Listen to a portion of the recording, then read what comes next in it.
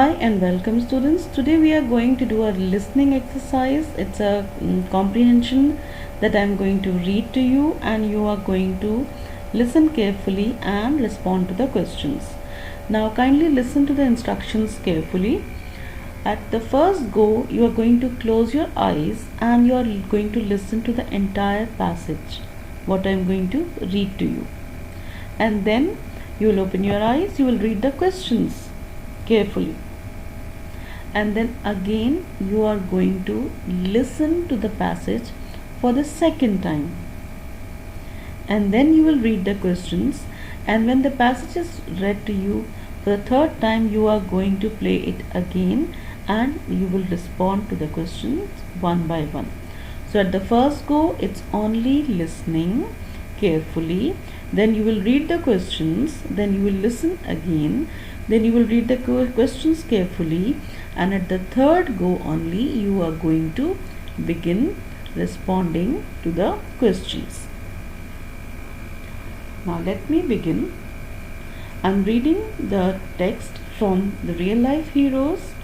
It is The Summit Within. Many emotions welled up inside me when I stood on the summit of Everest, looking over miles of panorama below us.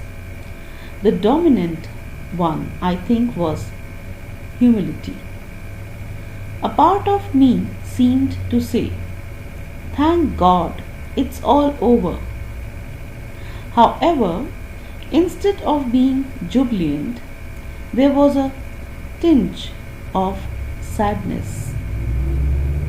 Was it because I had already done the ultimate in climbing and there would be nothing higher to climb? By climbing the summit of Everest, you are overpowered by a deep sense of joy and thankfulness. It is a joy which lasts a lifetime. The experience changes you completely. The man who has been to the mountains is never the same again.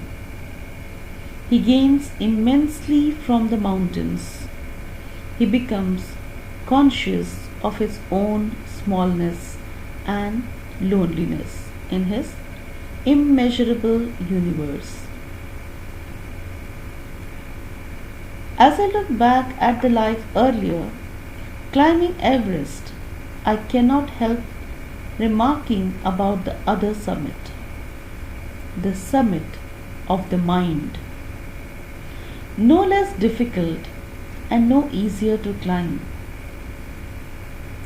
All these thoughts led me to question myself as to why people climb mountains. It is not easy to answer the question.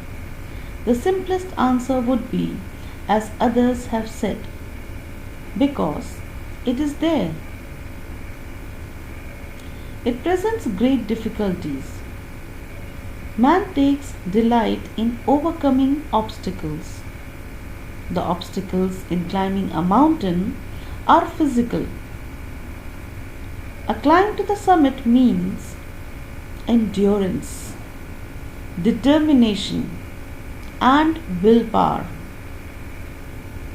The demonstration of these physical qualities is no doubt exciting, as it was for me also. I have a more personal answer to the question. From my childhood, I have been attracted to mountains. I would be miserable, lost when away from mountains in the plains. Mountains are nature at its best. Their beauty and majesty pose a great challenge, and I believe that mountains are a means of communion with God. Once having granted this, the question remains, why Everest? Because It is the highest, the mightiest, and has defied many previous attempts. It takes the last ounce of one's energy. It is a brutal struggle with rock and ice. Once taken up, it cannot be given up halfway, even when one's life is at stake. The passage back is as difficult as the passage onwards. And then, when the summit is climbed, there is the exhilaration, the joy of having done something, the sense of a battle fought and won. There is a feeling of victory and of happiness. The physical conquest of a mountain is only one part of the achievement. There is more to it than that. It is followed by a sense of fulfillment. There is the satisfaction of a deep urge to rise above one's surroundings. It is the eternal love for adventure in man. The experience is not merely physical, it is emotional, it is spiritual. An American mountaineer once defined climbing as 9/10 hell, 1/10 beauty. Consider the typical climb towards the summit on the last heights. You are sharing a rope with another climber.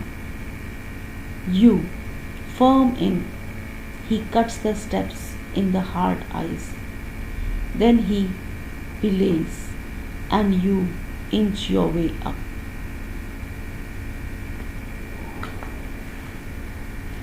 The physical act of climbing to the summit of a mountain outside is akin to the act of climbing the mountain within.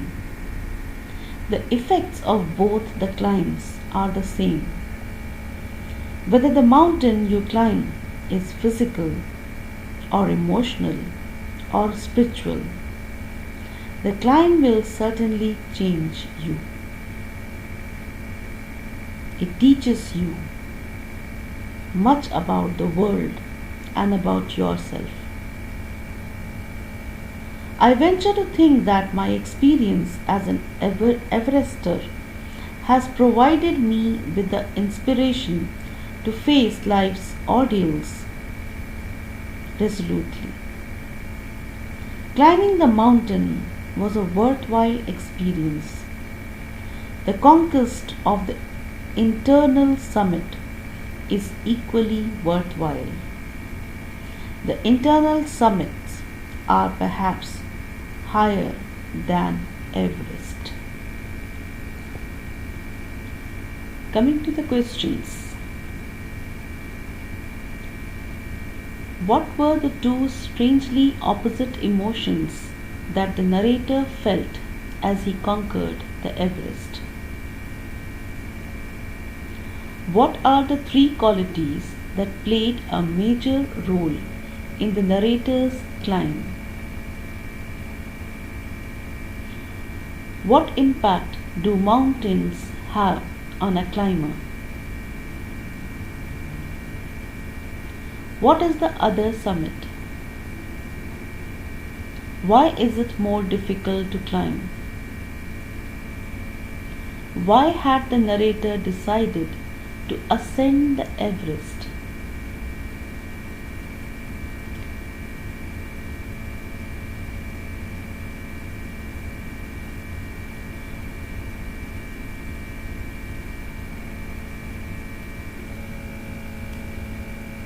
Each man carries within himself his own mountain peak.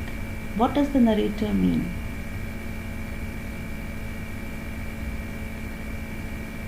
How does climbing the Everest give a sense of fulfillment to the ascender?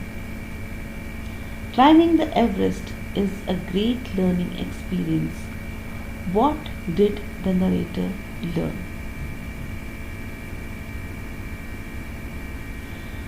Students, you are requested to answer only question 1, 2, 3, 4 and 5.